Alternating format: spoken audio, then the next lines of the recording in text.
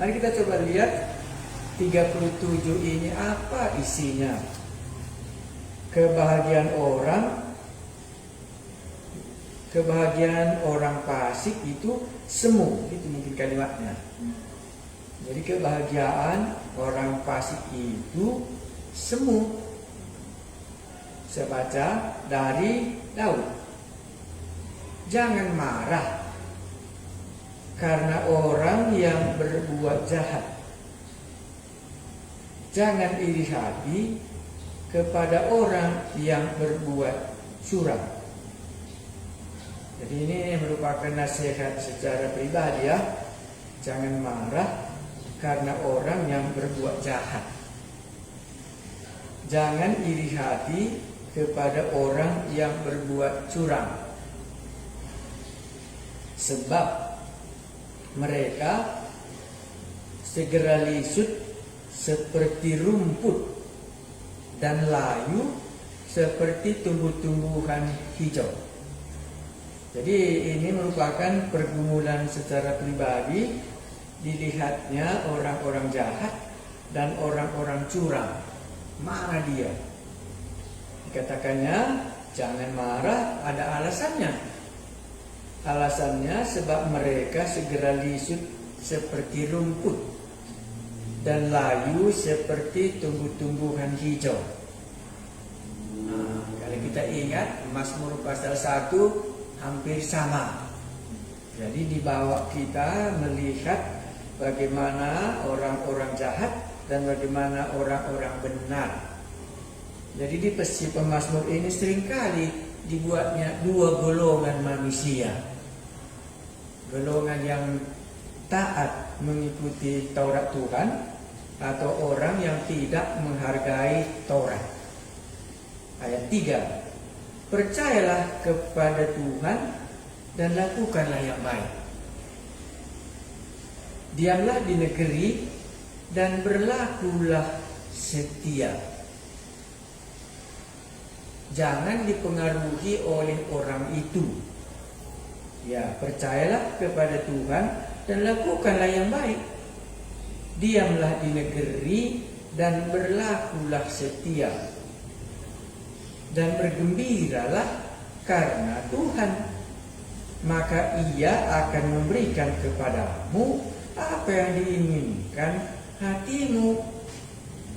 Jadi dia tidak dipengaruhi oleh orang fasik tadi, tetapi dia mengajak percayalah kepada Tuhan, berlakulah setia, dan bergembiralah karena Tuhan, maka Ia akan memberikan kepadamu apa yang diinginkan hatimu. Ya, jadi jangan dipengaruhi. Ayat 5. Serahkanlah hidupmu kepada Tuhan dan percayalah kepadanya, dan Ia akan bertindak. Ya, jadi inilah ciri-ciri orang yang percaya itu.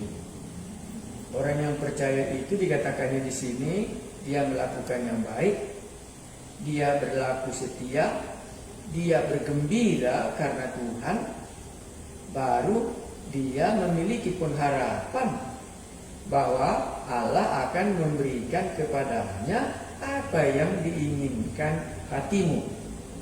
Memang ini mirip kali dengan Mazmur pasal 1. Ya, ayat 6. Ia akan memunculkan kebenaranmu seperti terang. Jadi kemungkinannya dia ini ditindas. Ia akan memunculkan kebenaranmu seperti terang, dan hakmu seperti siang. Kebenaran dan hak ada waktunya akan menjadi terang. Ya, itu bagian yang pertama.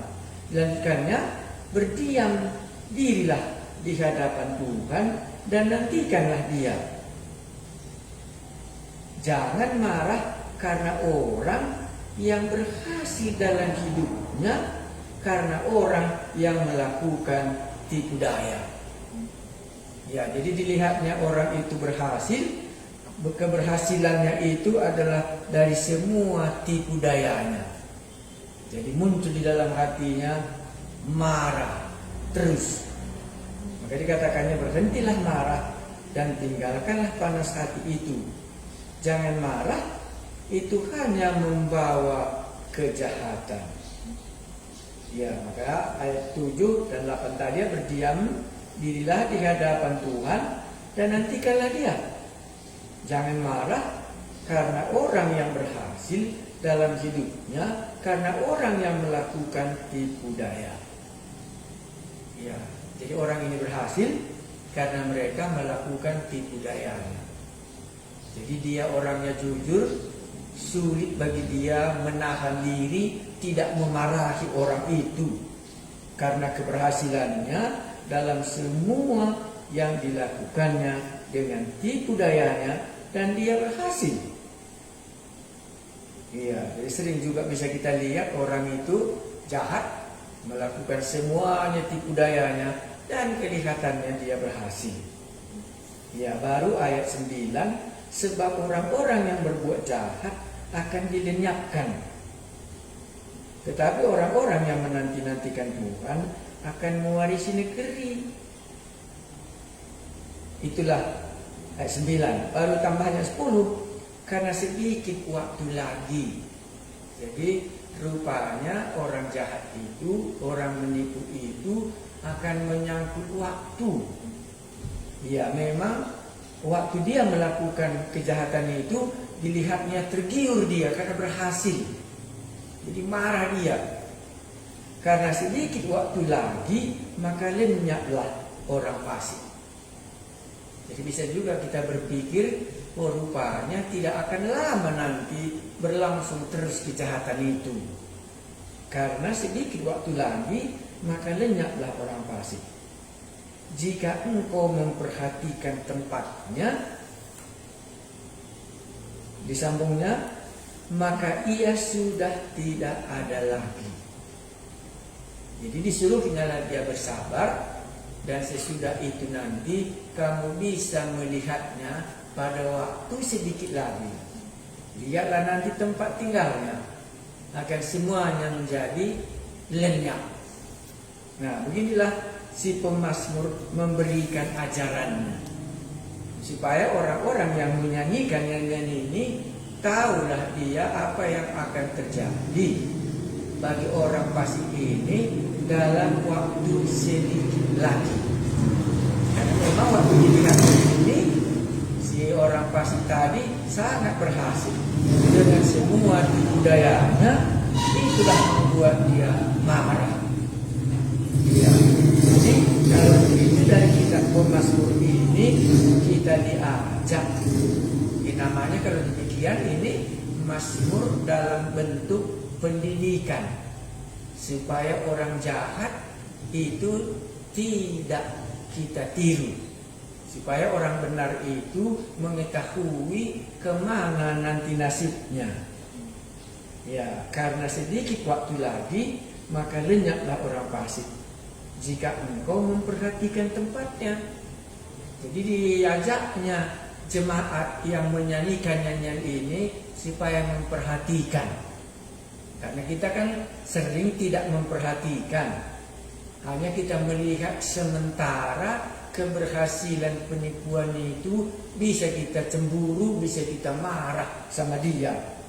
Iya, karena dia berhasil. Maka si pemazmur mengajak, sedikit waktu lagi, maka lenyaplah orang fasik jika engkau memperhatikan tempatnya. Jadi diangkatnya supaya orang ini tidak langsung menerima kenyataan itu, bahwa orang fasik itu memang berhasil. Tunggu sedikit waktu lagi dan perhatikanlah tempatnya, maka ia sudah tidak ada lagi. Iya. Ayat 11. Tetapi orang-orang yang rendah hati akan mewarisi negeri dan bergembira karena kesejahteraan yang berlimpah-limpah. Jadi dibandingkan lagi, tetapi orang-orang yang rendah hati akan mewarisi negeri dan bergembira karena kesejahteraan yang berlimpah-limpah. Sama dengan ayat 3, percayalah kepada Tuhan dan lakukanlah baik. Diamlah di negeri dan berlakulah setia dan bergembiralah karena Tuhan. Tentu Anda ingat itu Matius pasal 5 ayat 5, yaitu berbahagialah orang yang rendah hati karena dialah yang mewarisi negeri. Kita baca Matius pasalnya kelima ayat 5, itu khotbah di bukit. Ya. Jadi mazmur ini adalah mazmur pergumulan yang dipengaruhi oleh lingkungan hidup, di mana orang hidup itu dalam semua penipuannya kelihatannya berhasil, dan dia dalam hatinya marah karena keberhasilannya itu. Ayat 5 Matius, berbahagialah orang yang lemah lembut karena mereka akan memiliki bumi.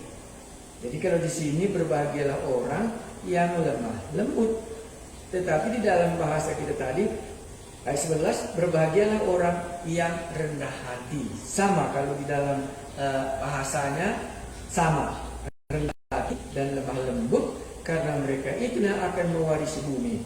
Dan bergembiralah karena kesejahteraan yang berlimpah. Baik, kita lanjutkan. Jadi bisakah kita mengikuti cara berpikir?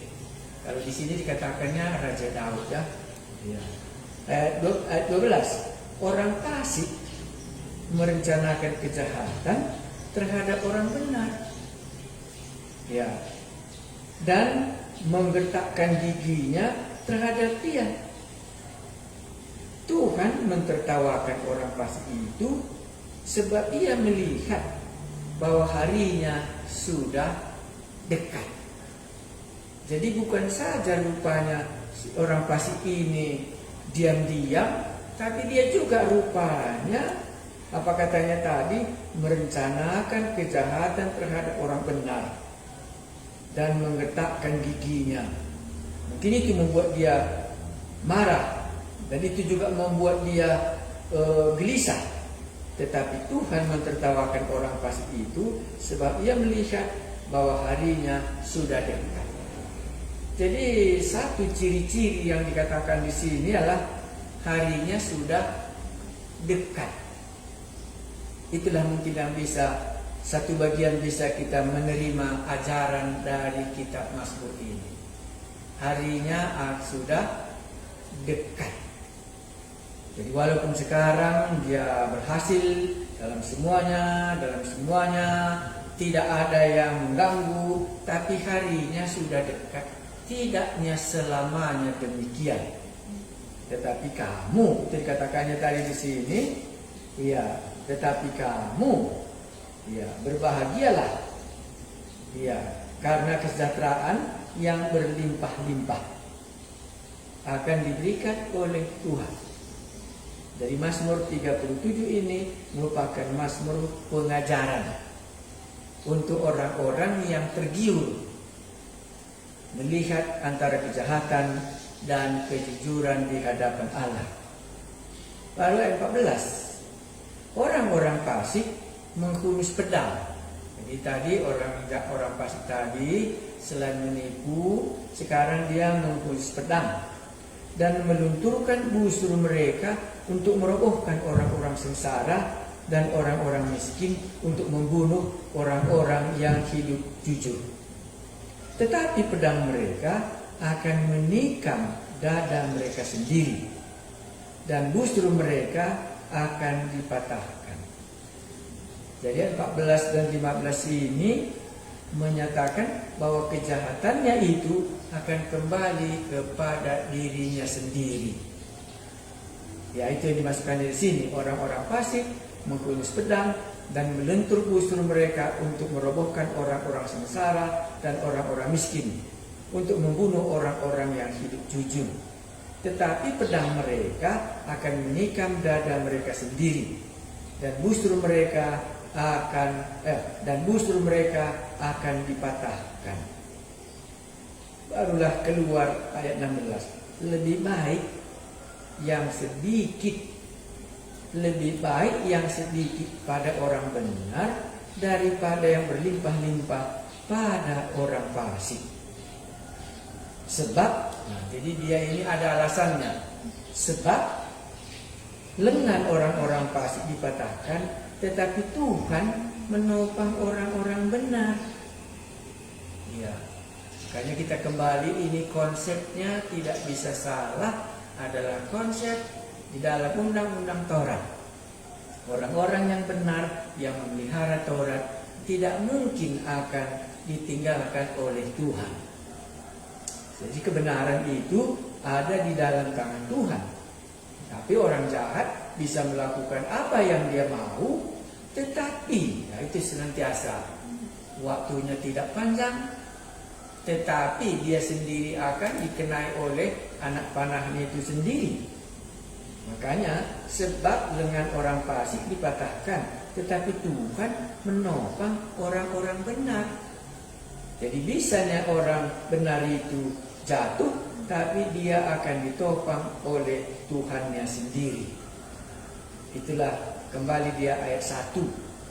Ayat 18. Tuhan mengetahui hari-hari orang yang saleh, dan milik pusaka mereka akan tetap selama-lamanya.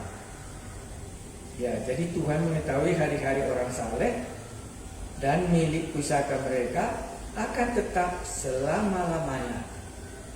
Tidak sama dengan orang fasik tadi. Kalau orang fasik tadi kau perhatikan dan sebentar lagi, maka dia tidak akan ada lagi. Maka dia akan lenyap. Perhatikanlah. Berbeda dengan orang-orang yang benar dan orang-orang yang saleh, perhatikanlah hari-harinya. Ya, memiliki pusaka akan tetap selama-lamanya. Ini berbicara soal kekekalan yang akan diberikan kepada orang-orang yang saleh itu.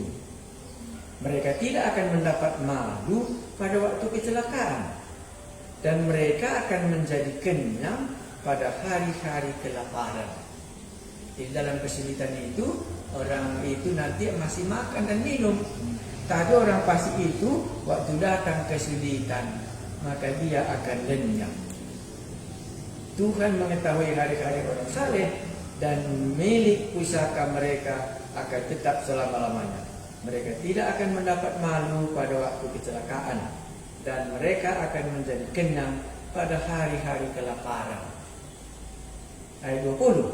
Sesungguhnya orang-orang fasik akan binasa. Kembali dia meninjau keadaan orang fasik itu. Musuh Tuhan. Nah, sesungguhnya orang-orang fasik akan binasa. Musuh Tuhan seperti keindahan padang rumput. Mereka habis lenyap bagaikan asap. Tadi kekal selamanya, sekarang mereka ini hanya seperti asap, habis berlalu. Itulah kehidupan orang-orang fasik. Itulah kehidupan orang-orang musuh Tuhan. Jadi orang fasik itu sama dengan musuh Tuhan. Itu seperti keindahan padang rumput. Mereka habis lenyap bagaikan asap. Ayat 21. Orang fasik meminjam dan tidak membayar kembali. Itulah ciri yang ada di dalam pemazmur ini. Tadi dia menipu ya, tetapi di sini orang fasik itu biasanya meminjam, ya, dan tidak membayar kembali. Makanya kalau kita meminjam dan tidak mengembalikannya, itulah ciri-ciri orang fasik. Karena memang meminjam kan gampang, ya, mengembalikannya yang payah. Ya, mungkin suku-suku punya tabiat masing-masing. Jadi waktu kami di satu suku, memang senang kali mereka meminjam apa saja sebagai mahasiswa ya, sebagai student umpamanya, apa saja mereka senang minjam. Entah pensil kah, entah pulpen kah, entah hal-hal yang lebih penting kah, entah seperti uang lah. Tapi itu jangan diharapkan dikembalikannya lagi.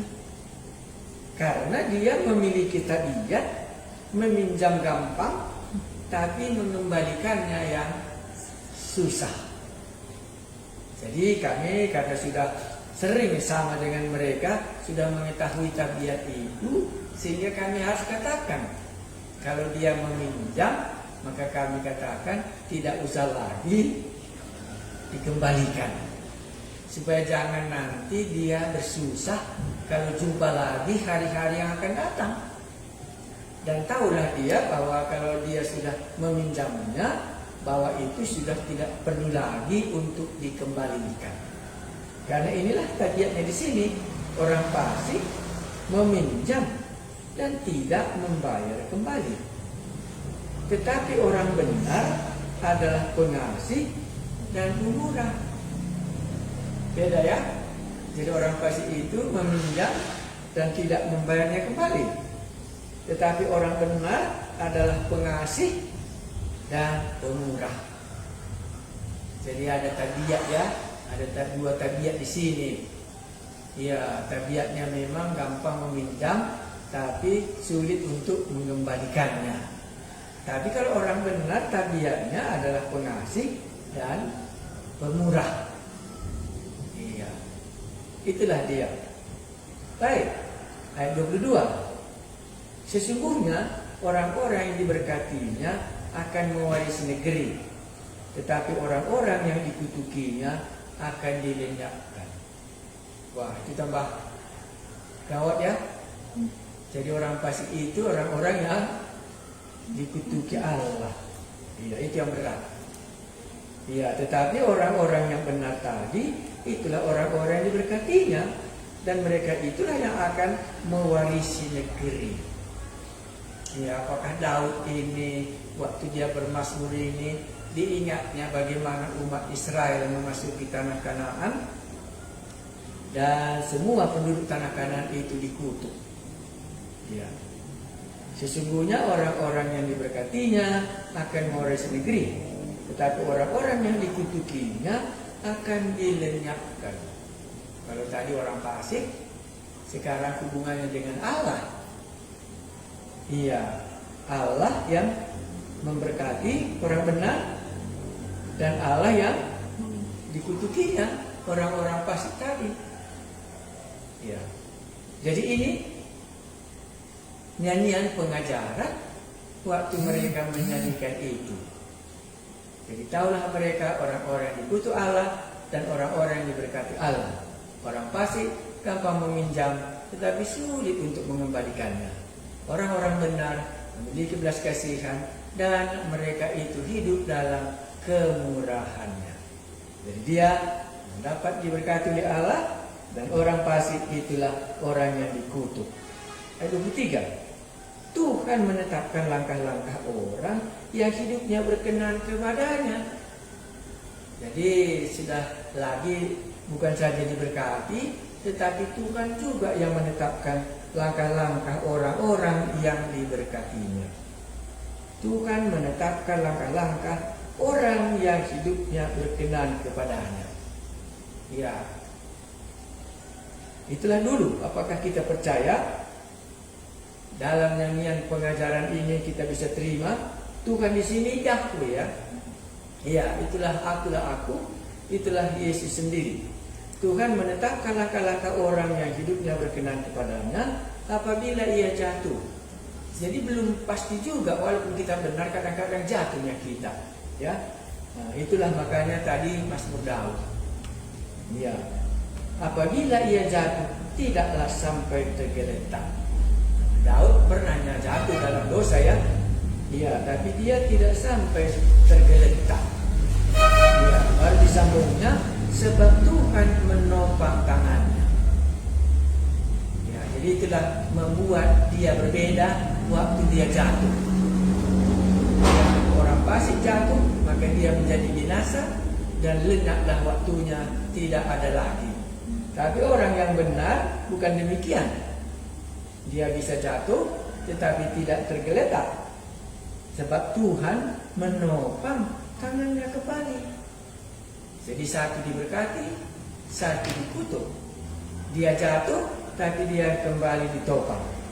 Dahulu aku muda. Ini kan secara pengalaman tadi ya. Sekarang telah menjadi tua. Tetapi tidak pernah kulihat orang benar ditinggalkan, atau anak cucunya meminta-minta roti. Tiap hari ia menaruh belas kasihan dan memberikan pinjaman, dan anak cucunya menjadi berkat.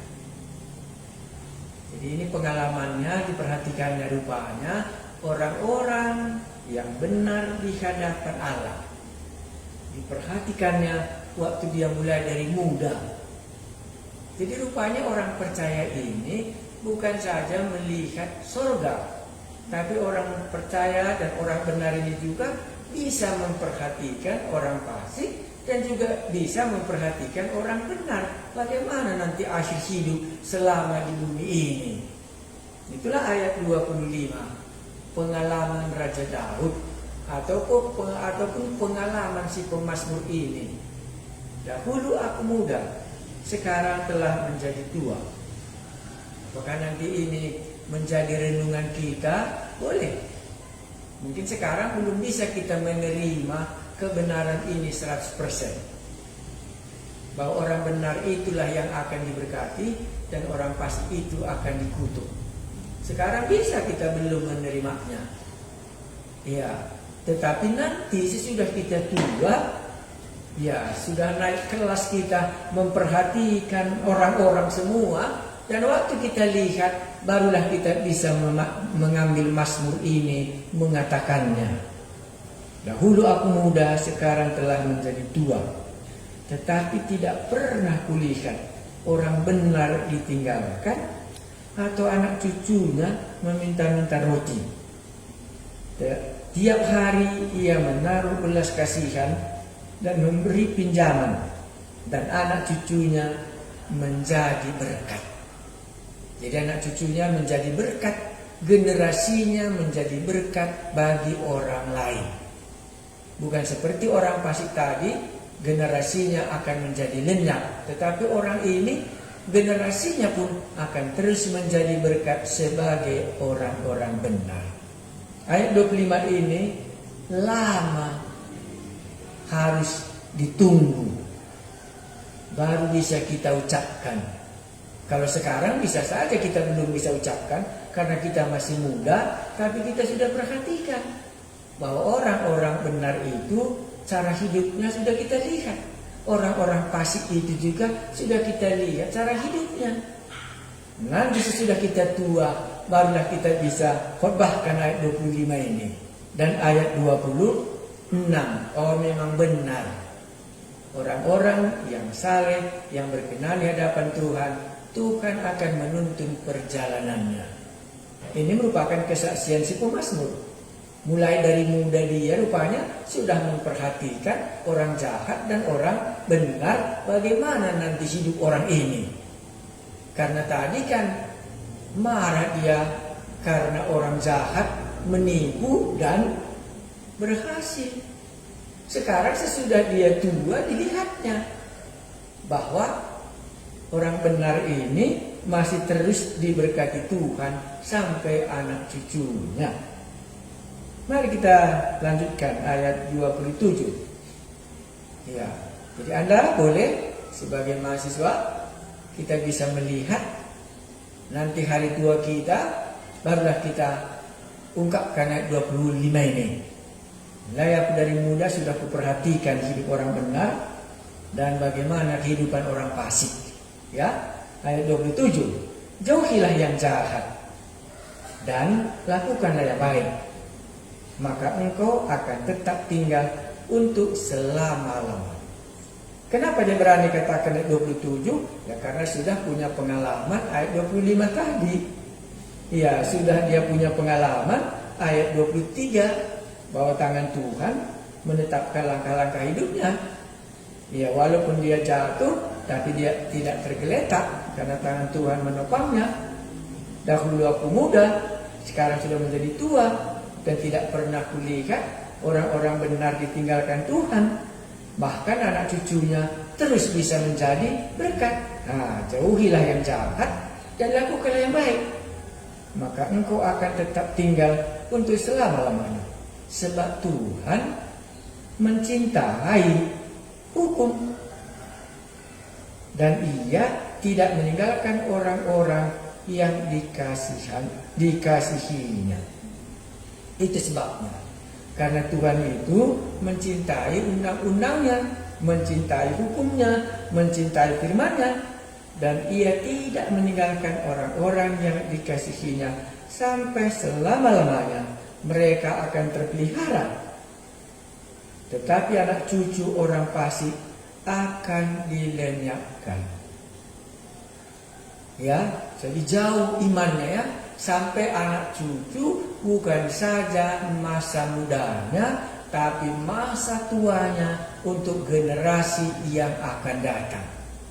Itulah yang dikatakan ayat 27. Jauhilah yang jahat dan lakukanlah yang baik, maka engkau akan tetap tinggal untuk selama-lamanya. Sebab Tuhan mencintai hukum, dan Ia tidak meninggalkan orang-orang yang dikasihinya sampai selama-lamanya. Mereka akan terpelihara, tetapi anak cucu orang fasik akan dilenyapkan. Jadi ini nyanyian si pemazmur ini mengajak sampai ke anak cucu ya, berarti 3 generasi ya. Iya, jadi memang orang-orang percaya itu bisa melihat 3 generasi dalam hidupnya. Bisa diperhatikannya orang-orang jahat dalam 3 generasi, di mana mereka lenyap. Dan baru ada orang-orang benar, diperhatikannya 3 generasi, kok masih terus menjadi berkat bagi orang lain, karena Tuhan tidak pernah meninggalkannya, dan Tuhan tetap memeliharanya. Ya, dan Ia tidak meninggalkan orang-orang yang dikasihinya sampai selama-lamanya. Mereka akan terpelihara, tetapi anak cucu orang-orang fasik akan dilenyapkan. Orang-orang benar akan mewarisi negeri dan tinggal di sana senantiasa. Kalau ini mungkin bisa kita aplikasikan tanah Kanaan. Selama orang Israel hidup benar di negeri di hadapan Allah, mereka mewarisi negeri tanah Kanaan itu. Tapi begitu mereka nanti berbuat dosa, mereka kembali menjadi orang fasik, maka mereka akan dibuang. Ya, ini aplikasinya bagi mereka. Ya, makanya nanti kalau kita masuk ke sini, orang-orang benar akan mewarisi negeri dan tinggal di sana senantiasa. Barulah kedua, orang yang benar itulah orang percaya kepada Yesus. Dia akan mewarisi negeri, tinggal sampai selama-lamanya, hidup bersama dengan Tuhan di surga. Tetapi ini salah satu ayat 29 ini sangkut pautnya dengan tanah Kanaan. Mereka diberkati kalau mereka senantiasa memelihara undang-undang Taurat mereka. Tapi kalau mereka begitu tidak, maka mereka akan dilenyapkan. Orang-orang benar akan mewarisi negeri dan tinggal di sana senantiasa. Kristuslah kebenaran, dan orang hidup di dalam Dia akan tinggal bersama dengan Dia senantiasa. Ayat 30. Mulut orang benar mengucapkan hikmat. Jadi kalau begitu, mulai dari ayat 27 ini merupakan kehidupan orang benar ataupun berkat yang didapat orang-orang benar itu. 27 ya, jauhilah ya, maka akan tetap hidup. Ayat 30, mulut orang benar mengucapkan hikmat dan lidahnya mengatakan hukum. Makanya di Perjanjian Baru seringkali kita dengar ini, supaya dari mulut kita orang bisa mendapat berkat. Mulut orang benar mengucapkan hikmat dan lidahnya mengatakan hukum. Taurat Allah ada di dalam hatinya. langkah-langkahnya tidak goyah. Walaupun tadi dilihatnya orang fasik, tapi dia tidak goyah. Karena dia orang-orang benar itu mengucapkan hikmat. Dan lidahnya mengatakan hukum. Apa itu hikmat? Hikmat itu memberi hidup kepada orang yang mau mendengarkannya. Ya. Taurat Allah ada di dalam hatinya. Langkah-langkahnya tidak akan goyah. Jadi orang-orang benar ini memang Taurat Allah ada di dalam hatinya. Itu maka kita mulai dari Mazmur Pak. Mazmur pasal 1 yang merenungkan Taurat itu siang dan malam. Maka hidup dalam perkataan Allah. Tauratnya ada di dalam hatinya. Langkah-langkahnya tidak goyah. Ayat 32. Orang fasik mengintai orang benar. Memang itu dah umumnya. Orang fasik mengintai orang benar dan berikhtiar membunuhnya. Tuhan tidak menyerahkan orang benar itu ke dalam tangannya. Ia tidak membiarkannya dinyatakan fasik pada waktu diadili. Jadi Tuhan melindungi dan tidak menyerahkan orang fasik dan tidak menyerahkan orang benar ini walaupun diintai oleh orang fasik tadi. Terhindar dia. 34. Nantikanlah Tuhan. Ini diajak kembali ya. Ini ayat 34 ini mulai dari ayat 3 sama ya. Percayalah kepada Tuhan dan lakukanlah yang baik. Nantikanlah Tuhan dan tetap ikutilah jalannya, maka Ia akan mengangkat engkau untuk mewarisi negeri, dan engkau akan melihat orang-orang fasik dilenyapkan. Diulanginya ya supaya pengalaman tadi kalau dari masa muda sudah tua, sekarang pun dikasih taunya. Dan engkau akan melihat orang-orang fasik dilenyapkan. Jadi bagi si pemazmur ini mengajak kita untuk belajar, melihat hidup orang benar dan melihat hidup orang fasik sampai nanti kita tua. Jadi beriman itu bukan saja melihat ke sorga, tapi melihat orang-orang yang hidup di atas bumi ini. Ya, ayat 35. Aku melihat orang fasik yang gagah sombong, yang tumbuh mekar seperti pohon aras Libanon. Memang itu pohon kayu ara Libanon ini memang megah sekali dan bagus sekali. Aku melihat seorang fasik yang gagah sombong, yang tumbuh mekar seperti pohon aras Libanon. Ketika aku lewat, lenyaplah ia. Aku mencarinya, tetapi tidak ditemui. Jadi nggak salah ya, Mazmur ini merupakan Mazmur memperhatikan dan apa yang dia lihat, apa yang dialaminya, itu yang diungkapkannya dalam Mazmurnya Raja Daud ini. Kulihat orang itu gagah perkasa, ini seperti pohon aras yang begitu kokoh. Ketika aku lewat, lenyaplah ia. Aku mencarinya, tetapi tidak ditemui. Ya, mana tahu Tuhan mengajar kita untuk memperhatikan beberapa orang fasik yang Anda sendiri lihat. Oh, kok gak ada lagi? Itulah yang dialami oleh si pemazmur ini. Dulu begitu kali dia, sekarang kok di mana waktu ku cari?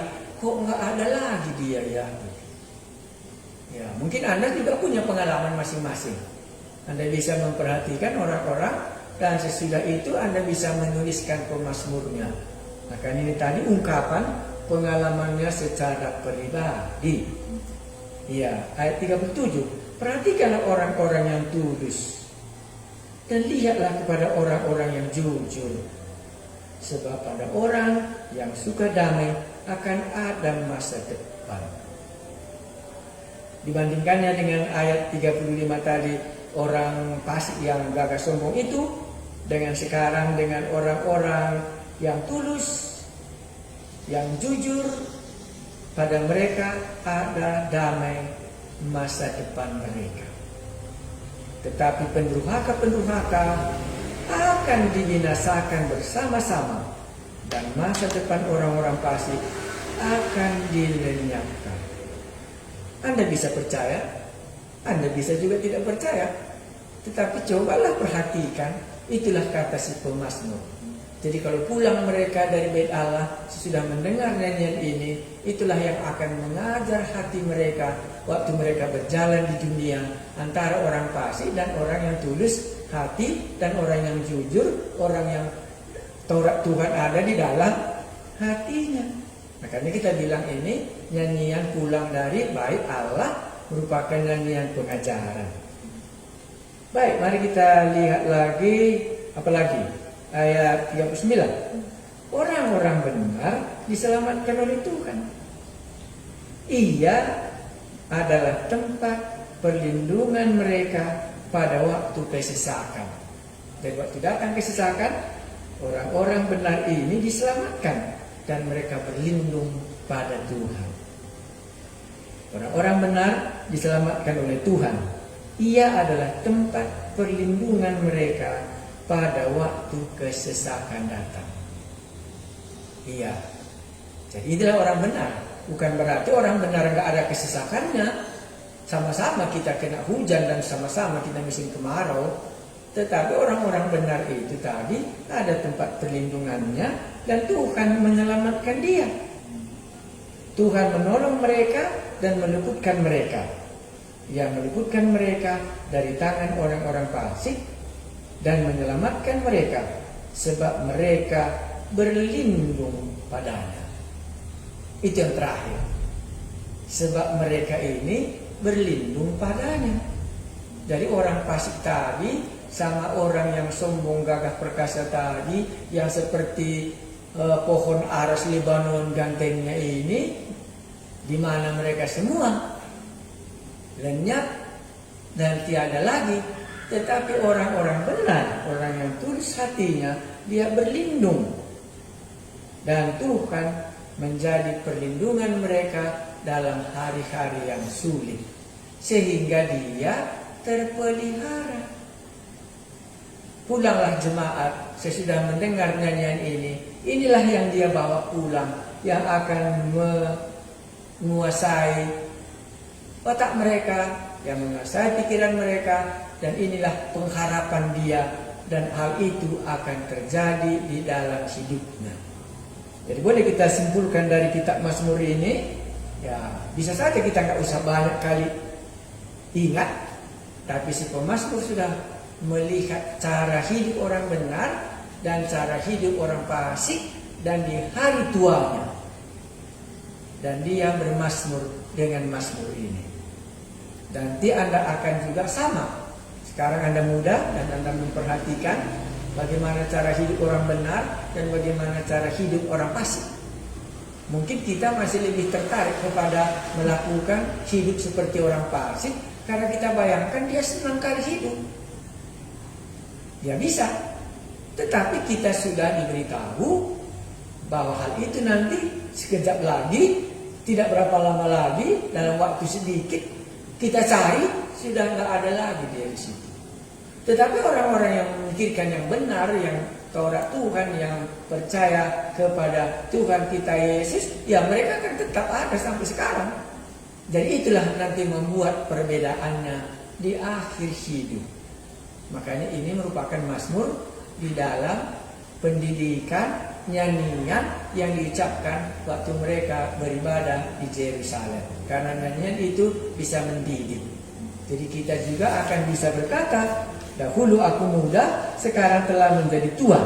Tetapi tidak pernah kulihat orang benar ditinggalkan atau anak cucunya meminta-minta roti.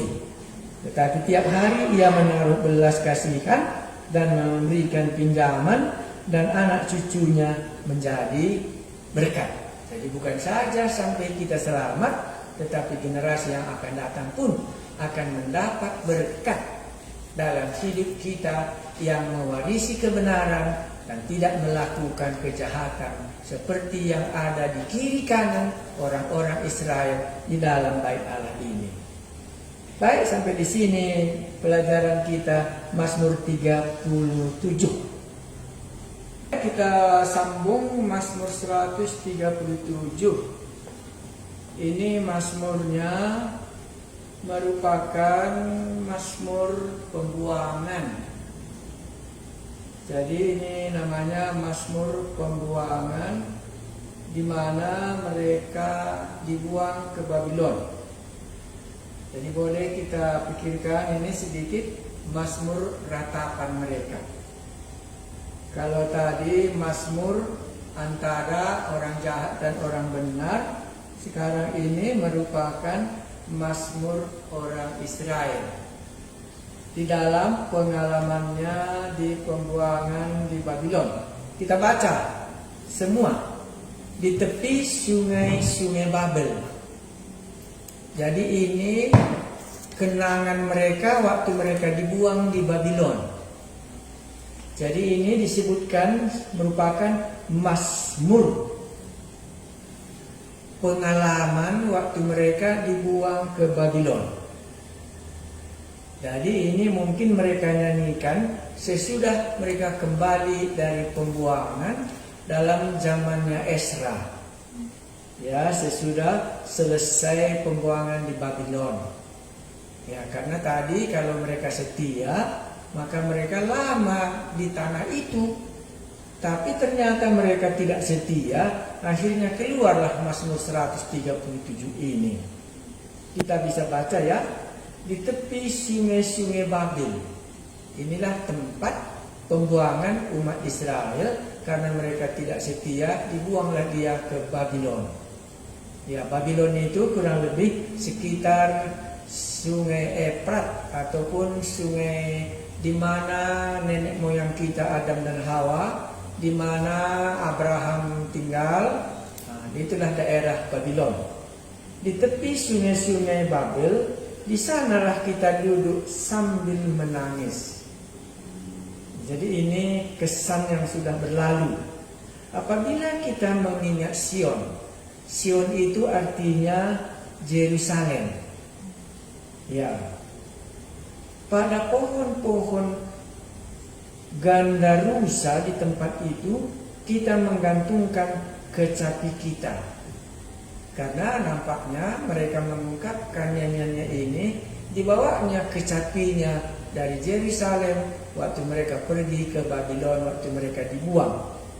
Jadi di bawah pohon-pohon lah, karena bukan lagi dimainkan di bait Allah, tapi sudah di bawah pohon gandarusa di tepi itu kita menggantungkan kecapi kita. Ini ekspresi bagaimana sedihnya hati mereka. Ya, saya ulangi. Ya, di tepi sungai-sungai Babel ya. Jadi ini di sungai Efrat ya, di mana mereka dibuang. Karena Tuhan sudah memang janjikan itu, mereka akan dibuang kalau mereka tidak setia. Itu di dalam kitab Yeremia ya, pasal 37 ayat 1 sampai 10. Pada pohon-pohon gandarusa di tempat itu kita menggantungkan kecapi kita. Ya, artinya tidak lagi dipakai dalam sukacita untuk memuji Tuhan seperti di bait Allah. Ayat berikutnya, sebab di sanalah orang-orang yang menawan kita. Karena orang Babylon menawan dia. Sebab di sanalah orang-orang yang menawan kita, meminta kepada kita, memperdengarkan nyanyian, dan orang-orang yang menyiksa kita, meminta menyanyikan sukacita. Nyanyikanlah bagi kami nyanyian dari Sion. Iya. Bagaimanakah kita menyanyikan nyanyian Tuhan di negeri asing? Jadi seperti pengalamannya anak yang hilang di rumah bapaknya yang berbahagia, sekarang dibuanglah dia ke kandang babi, dan bagaimanalah dia bisa di sana bersukacita. Makanya dikatakan di sini, bagaimanakah kita menyanyikan nyanyian Tuhan di negeri asing? Tidak biasa ya. Ya, tapi itu yang harus dilakukan karena dia sudah berdosa. dan dia harus dibuang sesuai dengan hukum yang Tuhan sudah katakan. Jikalau aku melupakan engkau, hai Yerusalem, biarlah menjadi kering tangan kananku, biarlah lidahku melekat pada langit-langitku, jika aku tidak mengingat engkau. Jika aku tidak jadikan Yerusalem puncak sukacitaku. Ya, saya harap ini tidak akan menjadi bagian satu pun dari kita mahasiswa ini. Mana tahu sekarang kita begitu sukacita mendengarkan firman Tuhan. Begitu bersukacita kita belajar kitab Mazmur puji-pujian. Tapi kalau sampai harinya kita dibuang ke Babylon karena kita meninggalkan Tuhan, maka Mazmur inilah akan menjadi ingatan bagi kita. Ya, saya baca saya ulang ayat 5. Jika aku melupakan engkau, hai Yerusalem, biarlah menjadi kering tangan kananku, biarlah lidahku melekat pada langit-langitku. Jika aku tidak mengingat engkau, jika engkau tidak jadikan Yerusalem puncak sukacitaku. Sudah jauh di negeri Babylon, di mana Nebukadnezar dan penyembahan kepada berhala-berhala.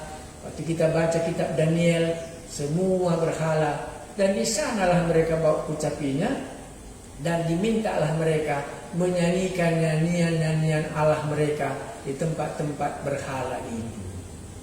Itulah perasaan mereka di dalam Mazmur 137 ini. Karena tadi kan pengalaman antara orang fasik dan orang benar. Sekarang pengalaman orang Israel sendiri waktu dia sudah dibuang.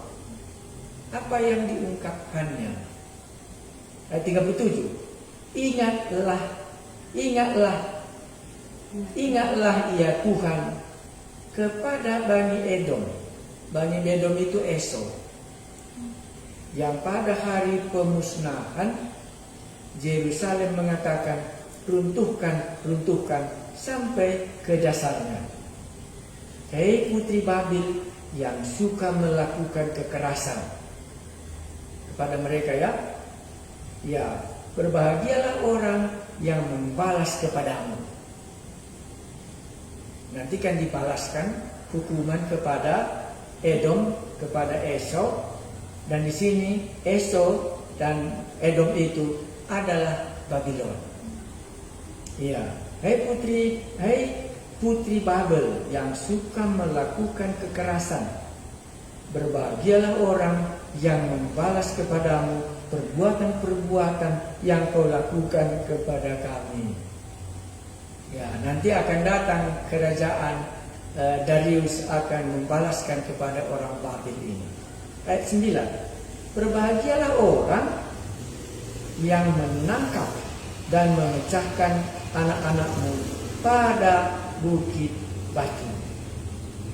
Ini pada harinya Allah akan membalaskan kejahatan orang Babylon ini karena perbuatannya yang jahat kepada umat Israel. Tetapi umat Israel sendiri harus mengungkapkan isi hatinya karena Allah telah membuang mereka karena mereka tidak hidup dalam kebenaran sebagaimana kita sudah baca tadi dalam Mazmur 37. Orang-orang fasik, orang-orang gagah perkasa sebentar ada, sesudah itu lenyap, diangkutlah mereka semua ke Babylon. Dan di sanalah dia menyatakan ungkapan semua penderitaannya waktu dia meninggalkan Sion. Kita baca sekali lagi. Di tepi sungai-sungai Babel. Di tepi sungai-sungai Babel, di sanalah kita duduk sambil menangis. Tanah perjanjian sudah diambil Allah kembali. Bangsanya umat pilihan Allah sudah duduk di negara orang asing. Duduk sambil menangis apabila kita mengingat Sion. Bagaimana mereka mengingatnya? Allah ada di tengah-tengah mereka. Allah memberkati hidup mereka di Sion, di Yerusalem, kehadiran Allah. Tapi sekarang karena mereka hidup dalam kefasikan, dan kefasikan itu harus melenyapkan mereka dari tanah yang mereka warisi itu, dibuanglah mereka ke Babylon. Ini aplikasinya seperti anak yang bungsu. Begitu baiknya dia di rumah bapaknya, tetapi karena dia begitu melawan dan meninggalkan ayahnya, maka dia harus duduk di kandang babi untuk meratapi hidupnya, dan bahkan dia teringat akan di rumah bapakku banyak makanan dan minuman, aku di sini akan mati kelaparan. Itulah ungkapan pada ayat yang pertama. Di tepi sungai-sungai Babel, di sanalah kita duduk sambil menangis apabila kita mengingat Sion. Sion itulah Yerusalem, di mana mereka sebagai umat pilihan Allah duduk dan menyembah Allah mereka dengan kecapi, dengan puji-pujian di bait Allah. Tetapi karena mereka orang fasik, maka mereka harus dibuang ke sana. Hanya dikatakan tadi, walaupun engkau meremukkan kami, tidak akan membuang kami selama-lamanya. Itulah makanya dimintanya ayat 7 sampai 9 dalam doa, supaya Babil itu kembali dihukum. Ya, itu tadi ya. Mari kita lanjutkan. Jadi kesan kita di sini, kalau ada orang yang sudah percaya dan dia meninggalkan Tuhan, maka samalah nasibnya seperti orang Israel yang akan dibuang ke Babylon. Dan duduklah dia di tengah-tengah orang yang tidak percaya. Dan dia akan mengingat doa dan puji-pujian waktu beribadah kepada Allah. Tetapi waktu dia meninggalkan Allah, maka dia sendirian duduk di situ, dan bahkan ditanyai orang supaya dia menyanyikan nyanyian pujiannya kepada Allahnya. Tapi dia tidak sanggup lagi, karena orang di sekelilingnya adalah orang-orang yang menghina Allahnya sendiri. Itulah posisi Babylon. Mari kita lanjutkan ayatnya yang kedua. Pada pohon-pohon gandalusa di tempat itu kita menggantungkan kecapi kita, sebab di sanalah orang-orang yang menawan kita meminta kepada kita memperdengarkan nyanyian-nyanyian, dan orang-orang yang menyiksa kita meminta nyanyian sukacita. Nyanyikanlah bagi kami nyanyian dari Sion. Bagaimanakah kita menyanyikan nyanyian Tuhan di negeri asing? Ya, Anda langsung bisa bayangkan, itulah pengalamannya siapa itu, Simpson itu, disuruhlah dia melawat orang-orang Filistin yang sudah menangkap dia. Dan keadaan situasi sama. Orang-orang Israel yang dibuang ke Babylon diminta oleh orang-orang Babylon itu menyanyikan nyanyian Allahnya di tempat di mana berhala semua yang disembah. Maka dia katakan, bagaimanakah kita menyanyikan nyanyian Tuhan di negeri asing itu? Jadi waktu nanti kalau ada pengalaman kita diizinkan Tuhan, Anda diminta menyanyikan nyanyian memuji Tuhan Yesus di tengah-tengah orang-orang yang tidak memuji Allah. Dan bagaimanakah Anda mengatakannya? Maka ayat 5 dikatakannya, jika aku melupakan engkau, maksudnya melupakan Sion ya, hei Yerusalem, itu merupakan Allahnya, biarlah menjadi kering tangan kananku, lumpuh maksudnya.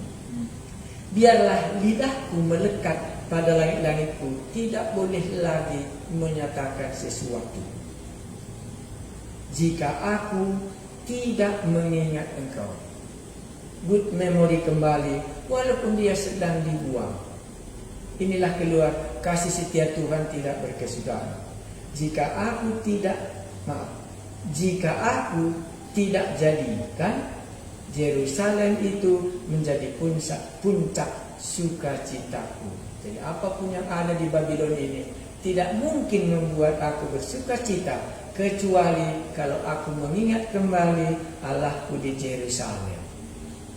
Barulah ayat 7 ini doa. Ingatlah ya Tuhan kepada Bani Edom. Itu Esau maksudnya. Yang pada hari pemusnahan Yerusalem mengatakan, runtuhkan sampai ke dasarnya. Hei putri Babil yang suka melakukan kekerasan, berbahagialah orang yang membalas kepadamu perbuatan-perbuatan yang kau lakukan kepada kami.